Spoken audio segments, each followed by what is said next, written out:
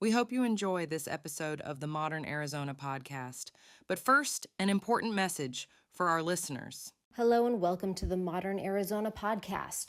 You may have noticed we recently changed our name from the Modern Divorce Podcast to the Modern Arizona Podcast. Recently, our topics have gotten broader than simply divorce and family law related into topics that all Arizona families, professionals, and individuals might care about.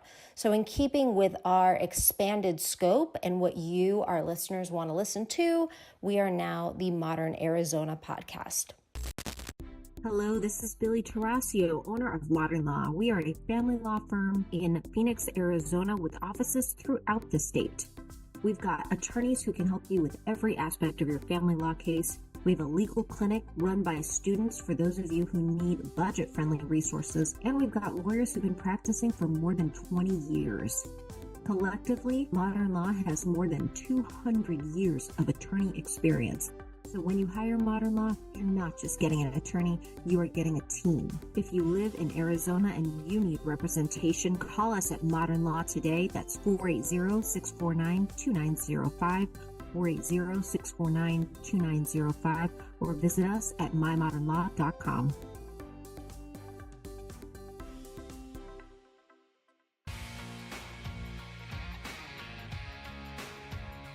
Hello and welcome back to another episode of the Modern Arizona podcast. I'm your host, Billie Tarascio, today joined by LD14 candidate Joel Coen. Welcome to the show. Well, thank you for having me. I appreciate it.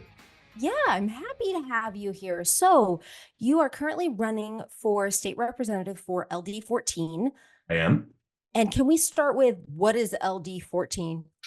It's about 85% of Gilbert and then a very small little quadrant down in the southeast section of Queen Creek. So it is for those that don't know what LD means, it's a legislative district and it's broken up across the entire state. And there are legislators that represent each one of those districts. But essentially, LD14 is representing Gilbert. Okay.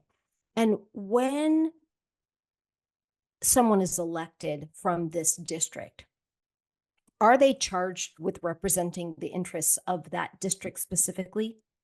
It's a mixture, right? I mean, because you're voted in by the people that you represent, which would be part of LD14. But from my perspective, I'm representing the state as well. So there's a duty involved with that I think is imperative. And I'm going to give a quick example of that I think is kind of critical. Recently to pass the budget, the governor had offered each legislator a $20 million incentive, essentially, to go out and spend it in their districts as they see fit. From my perspective, that doesn't make a lot of sense. I mean, if you can take that money across, 60 legislators and apply it appropriately, there's a lot of other good things that we needed to get accomplished as opposed to putting 20 million into each district. So I think that there's opportunity there for things to be representative of the district and the state as well. How interesting, because that implies that there was an extra 20 million for each district per legislator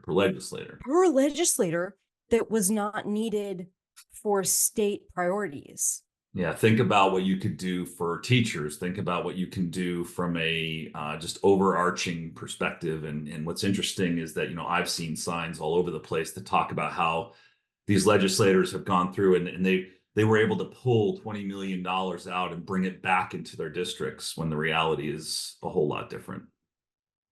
It's an interesting philosophical discussion because if we are thinking from a federalist standpoint, we really want to push as much down to the most specific local level as possible, right? We keep as much money as we can in our families and then in our churches and our schools, like our group, and then in our community, and then the state. And then, the federal government should, from a federalist standpoint, get like the leftovers. And that's not at all kind of opposite, really, how our taxes work in practice. Yeah, no, I agree. I mean, I think that ultimately there's a balance of the budget and it has to be balanced appropriately. And I mean, we're talking about billions and billions of dollars and we are at a budget deficit. And so when you look at what has to take place in order for our economy to keep growing the way that it is, to look at what we have to do from an energy infrastructure standpoint, there isn't and especially from my perspective, an education standpoint.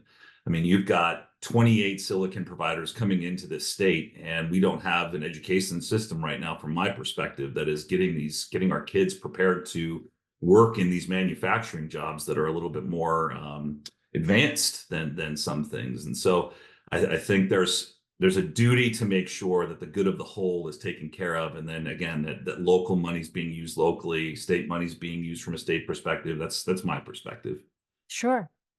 I want to ask you about education, about the issues that Arizona voters care about most. But yesterday, there was an assassination attempt Yeah. on presidential candidate, former President Trump. Yep. Pretty wild. How? Sorry, go ahead. I said it's wild. I mean, I was talking with my wife last night. I mean, it hasn't happened in a long time, and it's a frightening thing to see at the level of politics where they're headed. But you're about to ask a question. I apologize. Well, you know what's so interesting, even about that statement?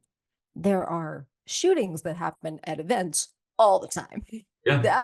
That's not new at all. There are Yes. rallies, there are concerts, but to have it happen to a presidential candidate, is it different?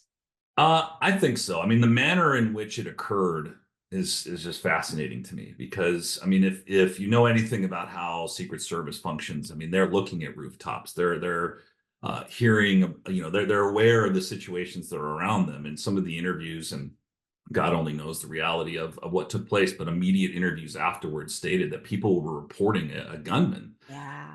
And to see how close he was on that roof, and really it was the only accessible roof that had a straight shot. I mean, it's wild to think that that could occur. But I think that from my perspective, the secondary side of this to me is that we've become so polarized as a country, and I think this is one more indicator of what's taking place on that front. And at some point or another, I mean, I'm hoping that there's some sort of unifying event where we can galvanize and realize what it means to be Americans. And again, yesterday was just a sad example to me of how far we've gotten from each other and recognizing each other as Americans as opposed to political parties. For sure. And that is one of the things that Arizona voters absolutely care about, and the entire country cares about, is the division. The like voters want to see politicians reach across the aisle and make change. Well, Billy, I think some voters do. Right. I will tell you that this, part of what I've discussed as I've moved forward in this role has been, we need somebody that will know how to negotiate, understand how to get what needs to be done. And in a lot of cases, some people say, don't give an inch, don't give an inch. Well, this is politics. I mean, this is negotiation. This is, if you're working in a corporate environment, negotiation is a key part of being able to get things done the way that you want to get them done. But we've moved into a space where a significant amount of people want it their way and their way only. And unfortunately, that's not the way that we can govern ourselves, either from a state level or a national level. And I'll give you a quick example of this. When I initially started running, I was in a meeting, and someone said, in a group full of people, they said, I'll always do what's right, even if I accomplish nothing. And what they viewed as right was very interesting. But the group cheered and they were excited about it. And from my perspective, I sat there and said, man, if we accomplish nothing, then what is the point? I mean, I will fight the good fight, but I want to accomplish something at the same time. Otherwise, there's no point. Right.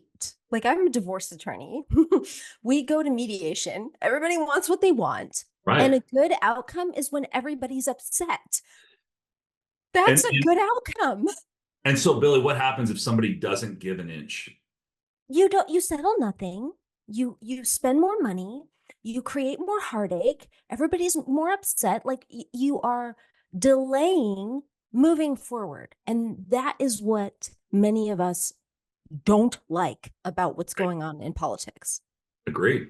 I mean, that's why I'm running. That's why I decided to do it, is that, my son, we were empty nesters now. My son left to go to West Point last summer, and it left kind of a void in our lives, and we're all about fixing things, and this to me was an area in which I feel we need the most fixing if we're going to continue to provide and keep ourselves in a place where we're leaving something for our kids that they can manage, and that is not a mess. Right. But you're walking into a system, if you're elected, that is not currently functioning like that. And the leadership of the parties is not inclined to figure out, how do we give here? How do they give here? How do we come and meet in the middle?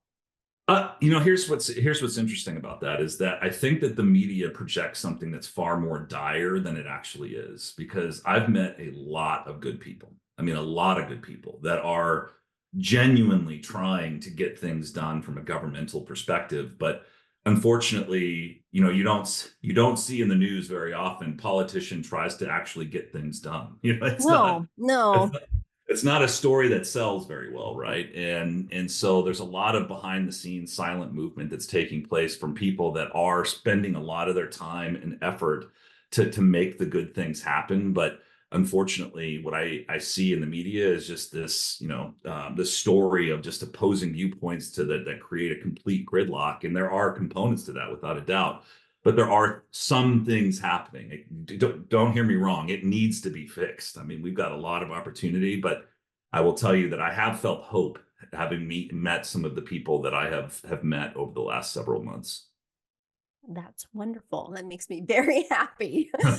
We want a functioning government. How do you think yesterday's assassination attempt is going to impact things moving forward? Well, from my perspective, I mean, I think it galvanizes and puts Trump in a place where I just don't know how he loses at this point. Right.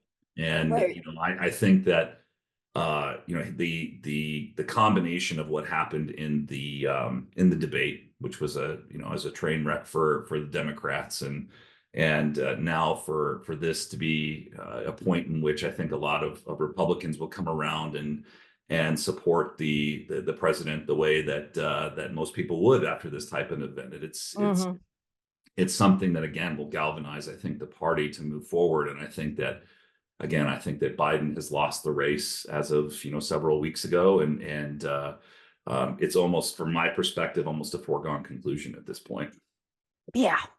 Yeah, I agree. The photo with the blood and the I hair, mean, it was it over. will be one of the most iconic photographs in American history, It's from my over. perspective. Just stop talking about it. Now what we need to do, and from, you know, we can, if we accept that as a foregone conclusion, then we can not freak out and be all anxious until November, Right.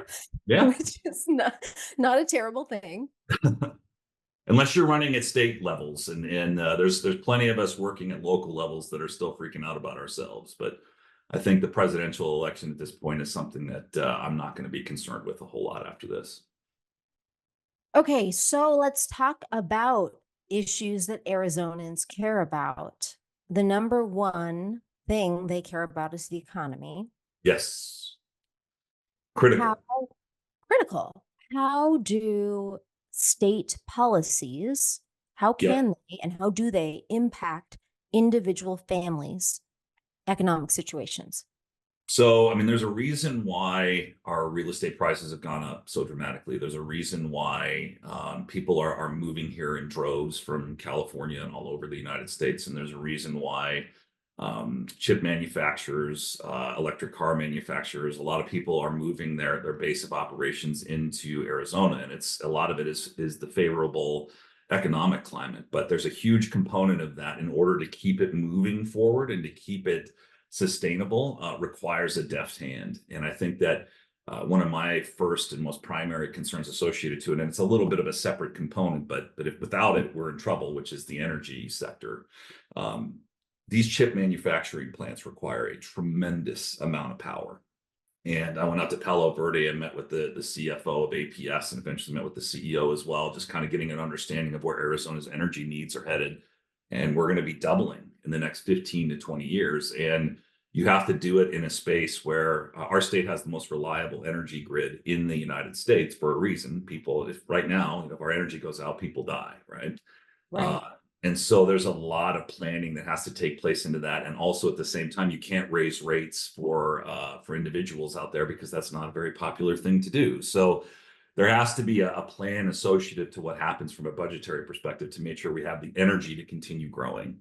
I think the other side, and I'm just, this is probably one of the most important things to me. As your state grows, you have to be able to backfill it with labor that has the capacity to be able to fill the jobs that are coming in.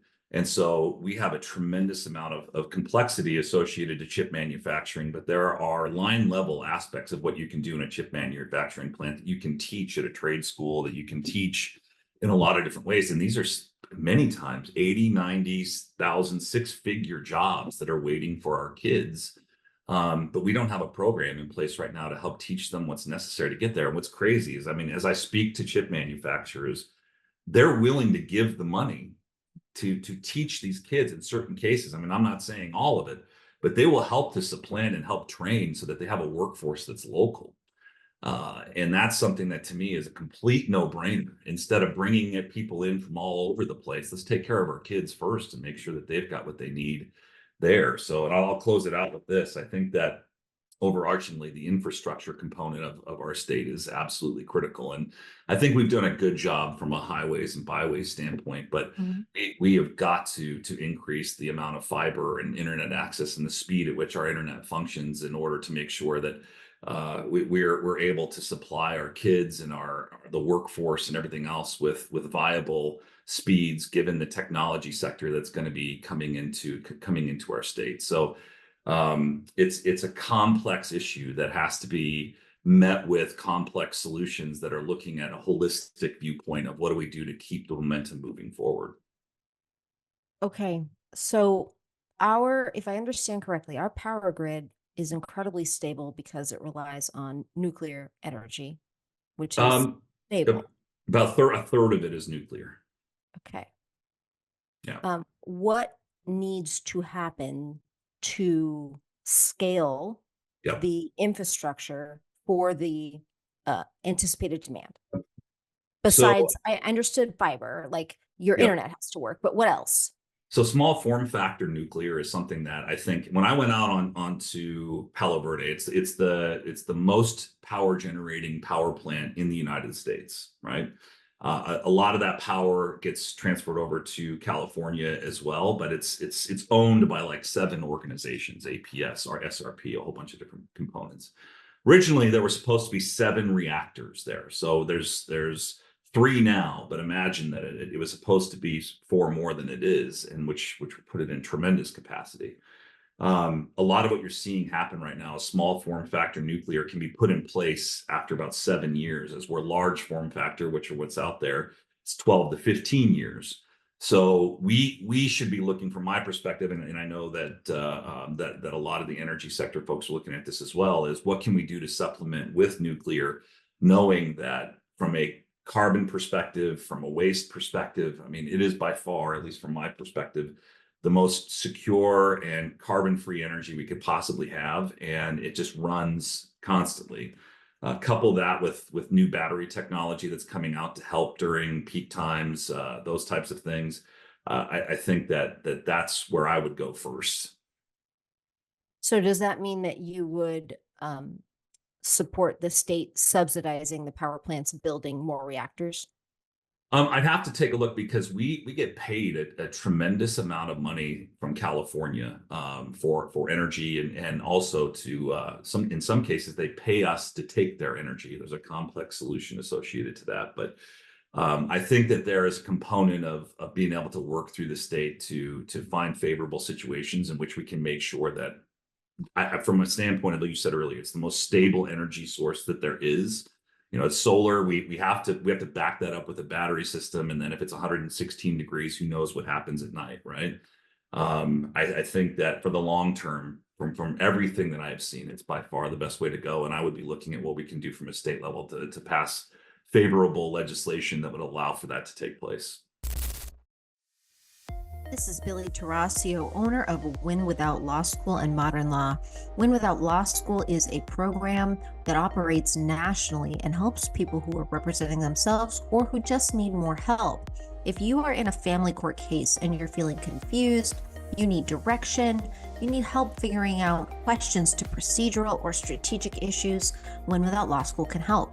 At Win Without Law School, you've got two experienced attorneys, me and my partner Julie LeBenz, who can guide you through the court process and help you troubleshoot your case. You've got access to courses, planners, checklists, and live Q&A. Our live Q&A is where you can get help from us and your community. We also have a closed Facebook group just for members where you all can share your experience, share your pleadings, get advice, and mentorship. Join us today at winwithoutlawschool.com. That's winwithoutlawschool.com. I want to ask about education. You said that that's incredibly important to you. There's a lot we could talk about here. The first point that you made, though, is that we need trade schools Yes. to teach people Yep. how to fill the jobs that will come from these plants. Yeah. I mean, it's amazing to me that it's not more discussed, because again, when you're talking about, 20 plus manufacturers coming here and jobs that are approaching six figures in many cases to start, why are we not applying everything we possibly can into having discussions with those manufacturers and then creating a system around that to make sure that again, that our kids get those positions? I think that, collectively, my experience has been that right now trade is consistently put at a level below everything else from a higher education standpoint. But we don't need what we need right now is we need a lot more plumbers, we need electricians, we need people that have applied themselves into positions. And again, it's crazy to see what like plumbers and nurses and electricians are making because we need them so badly. And I feel like, there's a big opportunity sitting out there right now from a state perspective to look at it and say, not only do we have opportunities when it comes to being able to prepare our kids from a higher education or from a high school education standpoint, but from a secondary education standpoint, what can we do to start getting them prepped for those positions now, knowing this is a good way to make a living, and it's not something to be looked down upon. And I think there's an education component of that. So more EVITs. Yeah. More EVITs. How did EVIT come to be? Does that come out of the Mesa School District, or does the state help create those types of alternative schools? I mean, there's a mixture. Like, let's just take Chandler Community College as a good example of it, right? I mean, there's a mixture of different types of funding that are surrounding those types of things. There's private. I know that ALA, just as an example, put together a big secondary training facility down in the Queen Creek area. So it depends on the school. I'm not completely familiar with how EVIT is funded, but in a lot of cases, there are opportunities for private individuals and corporations to get involved. I mean, that's where I'm saying, I think that if you have somebody that's going out and meeting with these manufacturers and saying, guess what, you don't need to pay $20,000 to $30,000 to move people here from all over the world. Give us 10, we'll raise it up right here in home, and you'll have people that not only are already a part of the community, but it'll cost you a lot less to hire on and bring on. Arizona has broader school choice laws than I think any other state. Yeah. From your perspective, how is that impacting the quality of schools? So the interesting thing to me is that really when you look at what the funding is from a private school, charter school, I guess you should say, we'll say charter schools and public schools, the funding per pupil is very close in a lot of different cases. And so the funding follows the pupil in a lot of different cases. And what I want to make sure exists is that I do believe that families have the opportunity to be able to choose where their children go, and those funds should follow those kids, dependent upon the level of education that's being received. But I think that collectively, what needs to be discussed at a higher level beyond the school choice side is the quality of education that we're providing here within the state of Arizona.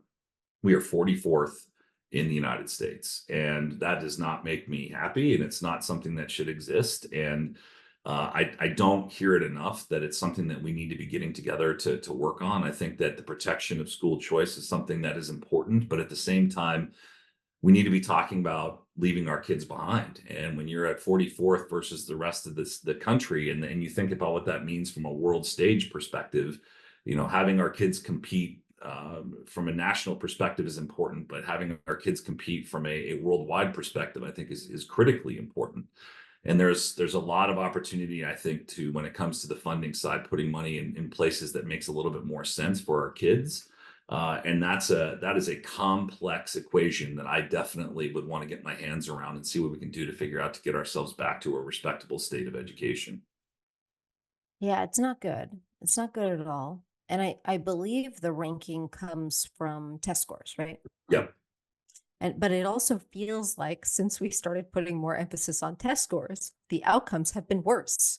Yeah, I mean, I think part of the problem is that the tests have changed as well, and I think that there is a way to be able to keep a level of standardized testing that allows for funding to be associated to some components of it, but there's a slippery slope there. I mean, I was heavily involved with what was called the Great Colorado Paradox, where Colorado was one of the last in the country when it came to education, but we had some of the most tech industry jobs in the entire country as well. And so you have a community that was like third from an education standpoint, and then you had our education system producing at 49th or 48th or whatever it was. And there's a lot of balance that has to take place there. And given the money that's involved with education side, you have to look at it without there being a component of anything else other than the result at the end of the day, which is producing an education for our kids that allows them to compete at the highest level. And I'm not always sure that's the case. Has Colorado been able to improve that situation? Well, they improved their education perspective. They did it through marijuana legislation. And Oh.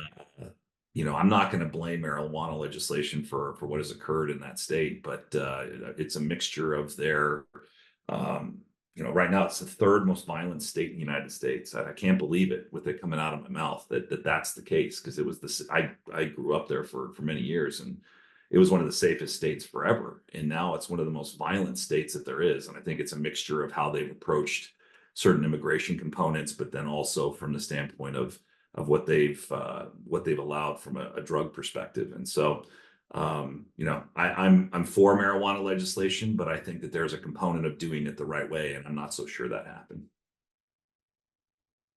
So if I'm reading through the between the lines here, Colorado got a whole lot of money through the A lot of money. legalization of marijuana, and they put that into their school system, and They that did. increased that bettered the outcome.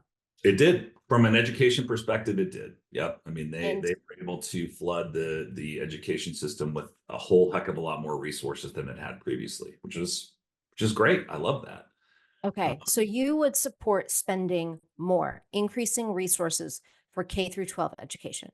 As long as those resources don't come at the expense of critical areas in other places, right? And so that's where that balance comes through. And I think that there are opportunities, just like I discussed earlier on this call, there are opportunities to look at where are there spaces in which we can evaluate what's more important, whatever it is that's on the chopping block, or the education of our kids, and decide what's best. Right. Often I'm going to be putting the education of our kids in the primary position there. Yeah. So if you had the option, you'd say, let's take the 20 million per Oh and my put it God. to education. Look, I mean, are there things that need to be done in every district? Absolutely, there is. There's no doubt. But do I think that there was pork barrel spending associated to some of the $20 million was going into those districts? You bet I do. And I think that money would have been far better used from a state perspective to help our kids get what they need. There was a bill, and I haven't researched this in a lot, so please correct me where I'm wrong. But there was a bill to make it illegal for kids to have cell phones in school, Hmm. or yeah. And the governor vetoed it. The Republicans passed it, and the governor vetoed it. That's And fascinating. I know, I just don't understand. I'm hoping you can explain that to me. I've not heard of that bill, for what it's Okay. worth. So I don't have the technical background of it, but from my perspective, I mean, I have two kids, and cell phones and social media and the internet has brought a whole new variable into the school system that it's hard for people like you and I probably to imagine. And when we were in school, I mean, I was at the generation in which we still did not really have cell phones yet, as I approached 17 and 18 years old.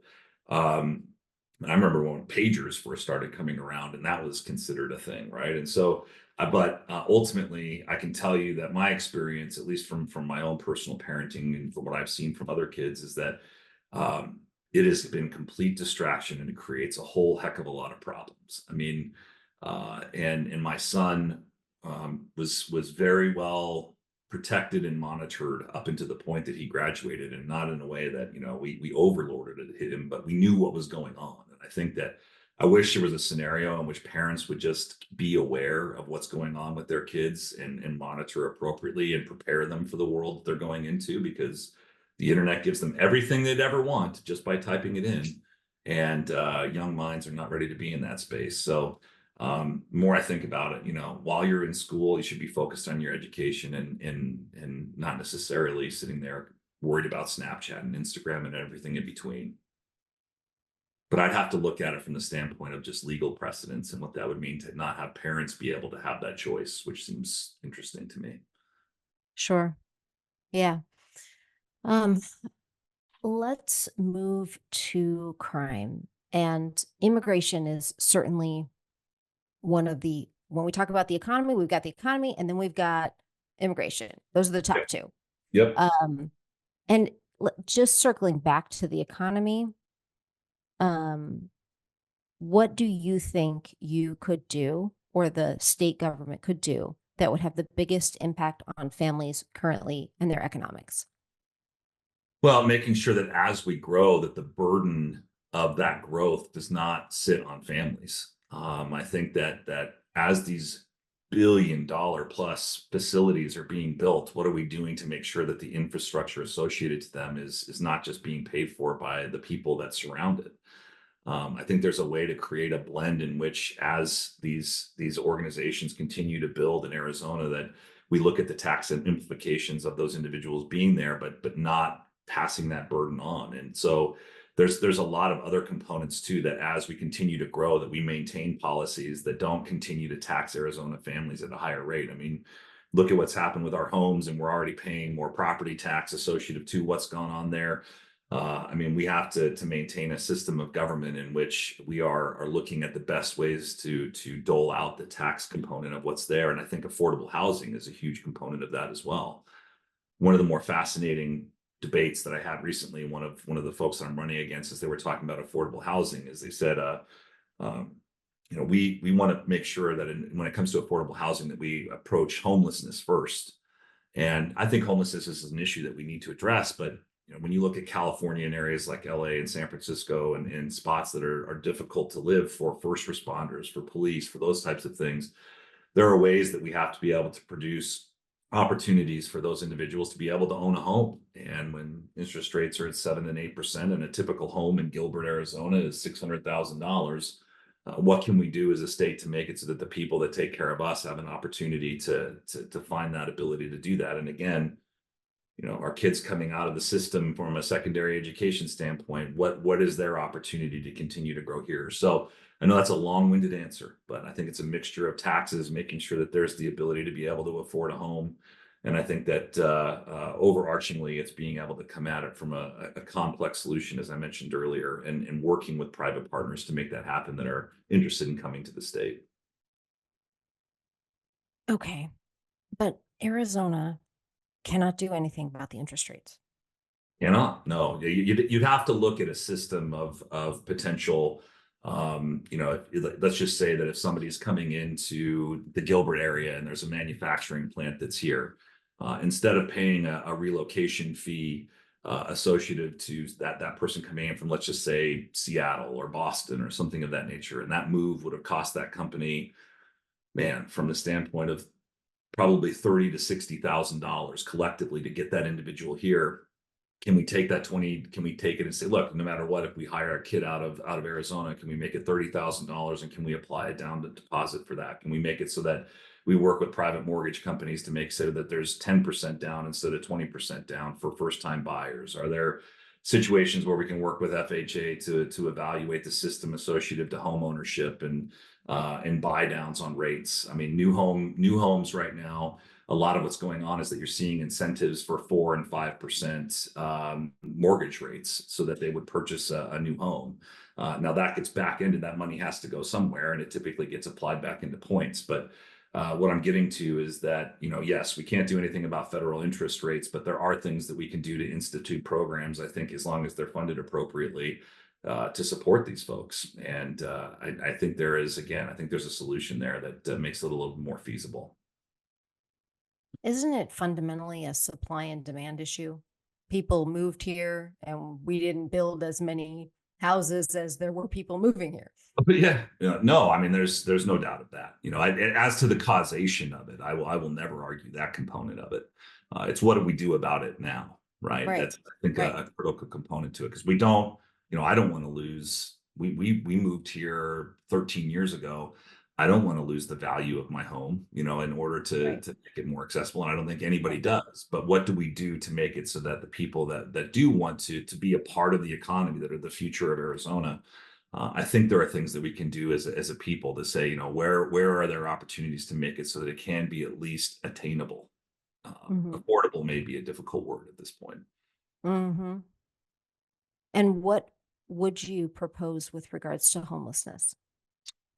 I mean, I think mental health is probably the key to a lot of what's going on the homelessness side, and I've been a part of the homelessness issue for many years, whether it was California, Colorado. I mean, it's something in which what I have witnessed, Billy, is that there are people that want to be homeless, there are people that don't want to be homeless, and then there are people that are severely mentally ill. And I think that there are ways to segment it appropriately. And, what I don't want to do is do what Colorado just did over the last 15 years and dump $12 billion into a situation that got worse. I don't want to do what San Francisco did and dump $2.6 billion in the last several years and the situation got worse.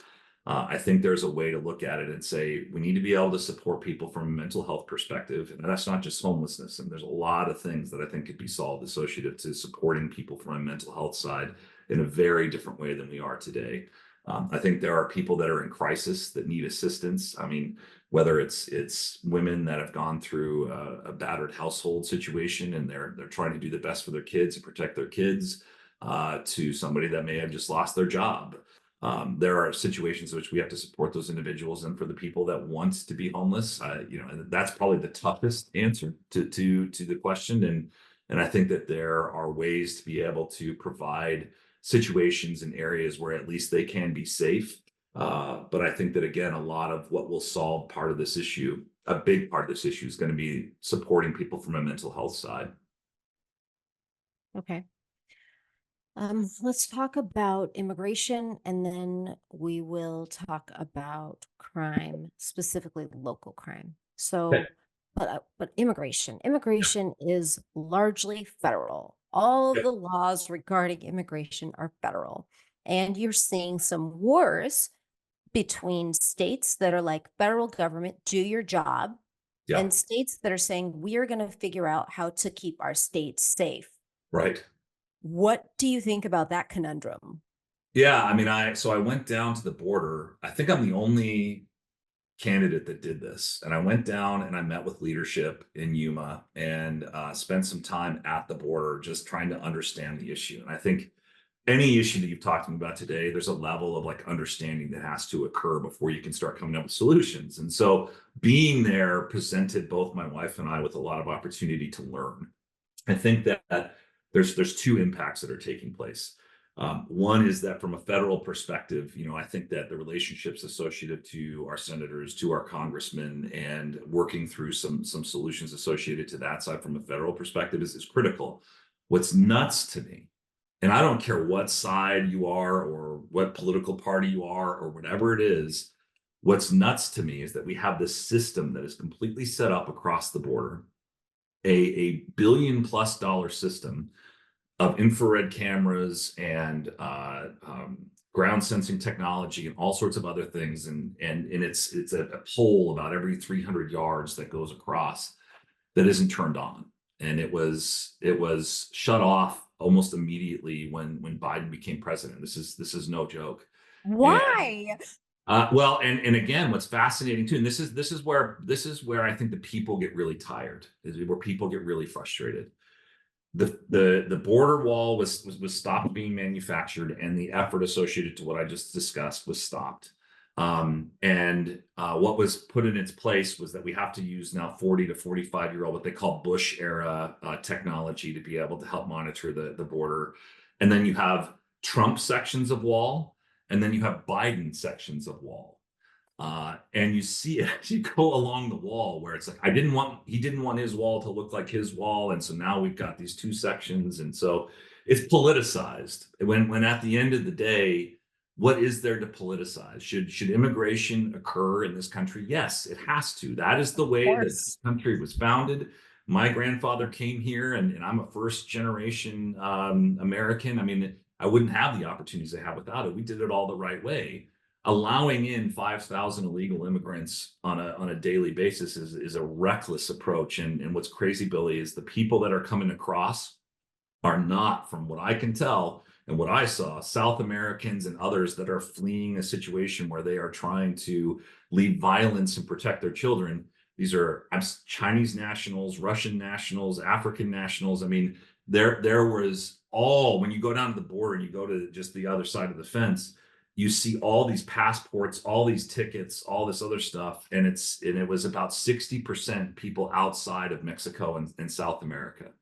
And that's scary as hell to me. I mean, there's a component there that's shocking. And I don't think that we continue on that pace. Well, I just want to understand this. So you went to the border, you're Yeah. standing at the border. There's people who want to come in. There were no people there when we were there. Okay. No So- people when we were there. It's just, you can see the remnants, the passports, the tickets, just where everybody comes in, and they'll usually come in the middle of the night. Who's checking these passports? I'm so confused by everything you said. They ditch any personal identification. So you can't fly without what you have. And they wait until they get to the border to throw away any personally identifying documentation. Okay. So there's all this garbage. Yes. That includes passports. And then we're assuming that they've just walked into the country. In many cases, they have. Yeah. And we have Border Patrol, right? Are Yes. they just not, I mean, is Border Patrol 24 hours a day? How does that work? Yeah, it's 24 hours a day, but I mean, they definitely, I mean, I met a lot of those guys and women, and there is I mean, they're working their butts off, but they're underfunded. And the border, I mean, when you think about how wide it is, I mean, there is a lot going on there. And again, this is what drives me crazy. If we had the technology running that already exists running, it would allow them a much faster response time. Instead, we're using first generation like CCTV cameras sitting up in these giant poles without any other technology associated to it, which is just putting us way behind. And so they're doing what they can, and those folks are working their butts off, but we are not applying technology the way that we need to. And the other side to it is that there are sections where people literally can just hop right on over, and we have not completed what needs to be completed. So if they do walk on over and Border Patrol intercepts them, what happens? Does Border Patrol say, you need to go home? Do they shoot them? Do they arrest them? What happens? No, they do not. No, there's no shooting or anything of that nature, but typically they will be processed at that point. And when they get processed, a lot of times they will request asylum. And so Sure. if they're allowed asylum, then at that point, then they're processed through and they're allowed to continue their journey. And in other cases, if there can be situations in which someone is found to be a criminal or whatever else it may be, they're deported instantly. I'm not a Border Patrol agent, so I want to speak carefully here, but those are the two situations that I'm aware of. I mean, these folks are actually compassionate to what it is that some of these folks are coming across for, but you can also very quickly recognize when someone is coming across for nefarious purposes. And from what I saw, they typically get turned around pretty quick. but they're not Okay. catching up. They're not catching, a vast majority of them. Let's just put it that way. Okay. So there's holes, people are getting in. Yeah. Um, Back to the original question, what can the state of Arizona do about that when the federal government has claimed all jurisdiction Yeah. on how it's handled? Yeah, I think that there's a component to resources associated to our border and what we can do there. I mean, right now that the city of Yuma and the county down there are being overrun. Their hospitals are being overrun. Women will wait to immigrate until they are 8.5 months pregnant, 8 months pregnant. And so they're in the process of, this is so crazy to me. They're in the process of birth, and they will give birth in the fields that are right across the border, in order to get into our country. And so I think that there is a way that we have to apply some level of state resources into protecting the people that are surrounding in that border area. And I think that there's, I know that obviously from a jurisdictional perspective that there's a way that that's approached. But again, what we can't allow to happen is crime to continue to rise and for people to have their way through the state, and just utilizing some level of state resource to apply ourselves to getting connected with what we can do better from a border perspective. And I mean, unless the federal side changes, it's going to be difficult. But for now, from my perspective, I at least want to protect the people of Yuma and do what we can to apply a little more resource there, or So any border town, I should say. more Yes. policing so that we can catch more criminals, and if they happen to be illegal, get them out. Yeah, absolutely. Okay. I just wanted to make sure I understood what you were Yeah. saying, because these Yes. are complex problems. Well, and I'm worried I'm being vague, and I don't want it to come across as vague because it is complex. I mean, there is a lot to this, and there isn't one word answers associated with these things. So Right. appreciate you clarifying. Wait, no problem. I'm trying to keep up. All right. Crime, specifically crime in Gilbert. Yeah. This is an issue that the whole reason I'm talking to you is Yeah. because of crime in Gilbert. The whole reason that a whole lot of us are even paying attention to these things is because of crime in Gilbert. Mhm. What are your thoughts on it?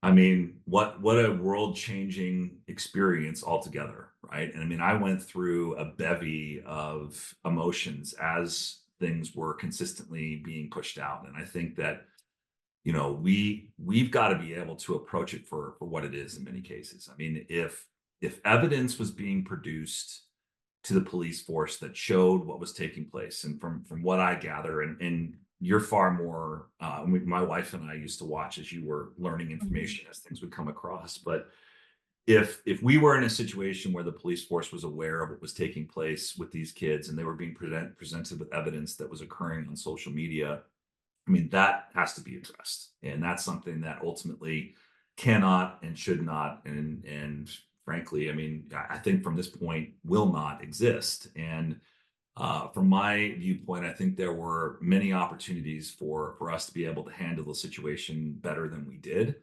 I think that crime as a whole, what I saw potentially was favorable conditions in certain situations for some people, and the fact that some of these kids were allowed to essentially leave the country. I find myself in a place where I think it was a wake up call ultimately, and that I see, I've talked to city council members that are very upset about what took place, and that they're going to do what they can to make sure it doesn't happen again. But ultimately, what it comes down to is that we can't. There has to be accountability for parents. There has to be accountability for the police force. And I think that people, instead of hiding when bad things happen and being afraid of what may occur to them from a political perspective, I think you have to address these things head on. Allow yourself to say, this happened on my watch, but it's not going to happen again. And that, I think, was the part that frustrated me most in the beginning. It is a completely, as a parent, it is a completely ridiculous thing that occurred. And with as many people that were aware of what it was that was going on, I think that there is a responsibility associated to that ultimately I think will come out over the coming years. That's critical to that we resolve and fix it. Well, we want to know how, because from My perspective as a person who lives in Gilbert and is paying attention to every word that comes out of the council members' mouths and the police mouths, they have taken zero accountability. And I have people every day messaging me saying, what can we do? Hmm. Yeah, and What can we do? So what can you, if you are elected as our representative, do when our police fail to take accountability and leadership of Gilbert fails to say a single word? Even the candidates for council are saying, we're not sure if there's a problem. We have to investigate further. literally word for word have stated that. Yes, I read an AZ Central article today where they interviewed 4 of the candidates for council, and 2 of them said exactly that. I mean, I'm not quoting it, but it's, we don't know until we investigate whether or not we have an issue. It's too soon to say. Yeah, and Billy, you're far more involved with it from a public perspective than I am. What I can tell you is that the private conversations I've had, I mean, with several members, there was a lot of emotionality surrounding what was taking place, and that there was a sense of we are working to do what we can to be better. Now, how they've approached that from a public perspective, after I get off of this podcast with you, I'm going to start reading through and getting a better understanding of that. And if I haven't seen any level of accountability associated to it, I will have that conversation myself. And I think that collectively, when you say, what can we do? I think that first, from a community perspective, I think that any protectionism associated to a child that has committed a heinous act, like that approach, has first got to be resolved to make sure that they understand whether you're my kid or not. And I will tell you, um, we've had some difficult situations, not with my son, but with my daughter has had some problems, and she's gotten better and worked through it. But ultimately, there was accountability that existed there, and I think that that's probably the big word for all parties, is an accountability associated to this that has to occur. So from a community perspective, if we see and hear and feel these things, and for what it's worth, I feel that you've done that with your podcast and the efforts that you've put into it. And there's another gentleman, I can't remember his name right now, that also was consistently updating on what was taking place. And people came around and surrounded each other to make sure that the right thing was done. I think that's very, very important. I think the second side to it is that from a governmental perspective, is to, through the power of the people, to demand that change as best as humanly possible. And there are definite ways to be able to do that. I mean, we have an election coming up, and Billy, here's one of the most amazing things. We have an election coming up over the coming weeks, and quite often I'm getting calls and texts and other things where people are saying, well, who should I vote for and what should I do? I think getting involved in this process is absolutely critical, so that we understand what it is that we're putting in place for who represents us. I mean, if I get in, I'm going to be representing a small portion of a $16 billion budget from a state perspective. You better trust me that I'm going to make the right decisions. For the people that are leading our city, I think it's the same conversation, and be willing to have conversations with them privately, whatever it may be. Call them. I mean, I'll answer a call anytime. So there's no golden bullet, unfortunately. Accountability, I think, at the end of the day, is the only thing that's going to create change from a human behavior perspective. I agree with you. I mean, the latest is this arson. Did you see on July 3rd Yeah, when this barn was burned down? Well, wild, since terrible, right? Terrible. unbelievable. But but those same boys were shooting fireworks at homes in November, and it's on video, and it's been given to me, and it was reported to the police, and the parents talked to the other parents. So the problem that we have in Gilbert is a systemic one. It is not a single incident or a single group of boys or a Gilbert goons issue. It is a culture that lacks accountability, that you drive around and watch the motorcycles, right, that the kids are on. Yeah. They're Yep. illegal. They're illegal. And the cops drive by and just look at them. And like, if we want to make it legal, make it legal. But letting teenagers break the law in front of their parents and in front of cops is doing them no favors. And now these boys are going to be tried as adults for arson. And it just makes me so angry. How old are they? They are going to be sophomores. In They high were school. freshmen last year. They were 14 and 15. It makes me so mad that they're now going to be tried as adults and that they could have killed people, because it feels like we're failing As a society. as I- a society, yeah. as And parents, as schools, as government. well, I will tell you, I mean, I think that again, what's critical is the involvement of parents and being able to determine what's right and wrong. I mean, what children are exposed to, the things that they see at the age of 12, 13, 14, and what they are exposed to is not what a young mind should be exposed to, especially if parents are not involved. And so, that what normally would occur in a teenager's mind, where I should not shoot fireworks into a closed barn because I could potentially kill everybody there. You have people that are on YouTube doing these pranks where they're putting themselves at risk and putting everyone else around them at risk, and they're being monetized to do it. And it puts a mindset in place within kids where it says this is all right, and it takes the police and parents, but mostly parents, to be able to make sure that these kids understand the difference between right and wrong. And it's wild to me how from my perspective, again, it just seems like we're raising a generation that may not really care about consequence, and that's scary. It is. So, what you then would do in your role as a parent from Gilbert, and if you're elected to be our representative, would be to communicate with the leadership of Gilbert. Well, and then I would look at state laws and what are the things associated too. I mean, the more you and I talk about it, I'm starting to understand and grasp the whole component about, phones being used in schools. That may be a first step. And there are ways to be able to establish, I think, and understand. Again, accountability is absolutely critical to me. And I think if there's a way that from a state level, we can help to make that happen, where parents understand that there will be some accountability associated to their children, especially if they were aware of it. I will tell you again, as a parent that went through several situations, if I was aware of something, I damn sure did something about it. If somebody's aware of something that their kids are doing and they don't speak up and they don't make change, then I think there has to be, again, a level of accountability associated to it.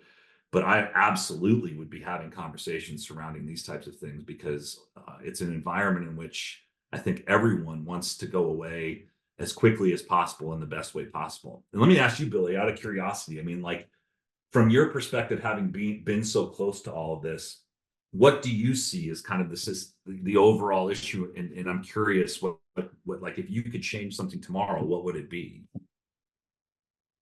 I would fire the town manager, because the town manager is the boss of the police chief, and the town manager and the town attorney, they're directing the council. The council depends on the staff, largely the people who run the town, to tell them what to do and what to say. They have said nothing about this arson, nothing. So the handling of the relationship between government and the people, I think, is a huge problem. I think it's a cultural problem. And I think that starts with the leadership, which in this case is the town manager. So I would fire him and I would bring in a different town manager and a different police chief, and then communicate that we need a culture change of transparency and accountability. Got But I also really like what you said about putting resources into the school, because the other thing that I've learned is that our schools are war zones.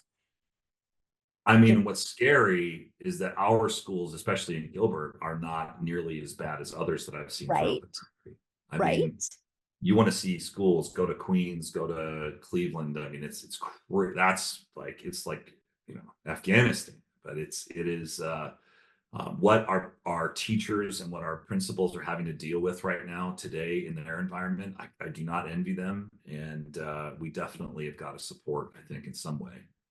right. And I would love to see, they're going to need more resources to fix what they have, which is a very big problem of drugs and violence and kids on their phones all day long, threatening one another. And it sets everybody up for failure. It sets up the children for failure. Think about this: the average high school student is on their phone for 8.5 hours a day. It's a full-time job on their phone. Just crazy. It's crazy. It's crazy. Thank you so much for coming on the show. Is there anything else that the voters should know? We've got the primary coming up Yeah. July 30th. Please go out and vote. What else do voters need to know about why they should vote for you? I mean, I think ultimately at the end of the day, if you want true change, if you want yourself in a position where somebody that represents you is going to present themselves in a way that is authentic and real and at its core is built on building a legacy for the state of Arizona, that's what I'm here to do. I ran because I was tired of how things were functioning and what it was that I was seeing happen throughout our state. And I will put every ounce of my time and energy into making sure that I am protecting what it is that we have makes us great. And ultimately, if you go onto my website, Coen for AZ, COENFORAZ.com, you'll get to see a little bit more about me. But again, there's a component of something that my kid's doing while he's at West Point, which is one of their mottos is a cadet will not lie, cheat, or steal, or tolerate anyone that does. And that is something that will drive me throughout politics without a doubt. And obviously that'll keep me busy alone. It will. It will. Thank you so much for your time today. I really appreciate it. And everybody needs to make sure they get out and vote. Absolutely. Thanks so much for listening to the Modern Divorce Podcast. Remember, anything you've heard today or anything you read online is not the replacement for actual consultation with an attorney and does not create an attorney-client relationship. Even if you called in and we spoke to you, you are anonymous and we don't have your details and you have not become a client of Modern Law. However, we would love to speak with you, or you should seek out the advice of legal counsel or counseling or any other expert near you. And if you have an idea for a show topic or you need to speak with an attorney in Arizona, you can reach me at info@mymodernlaw.com.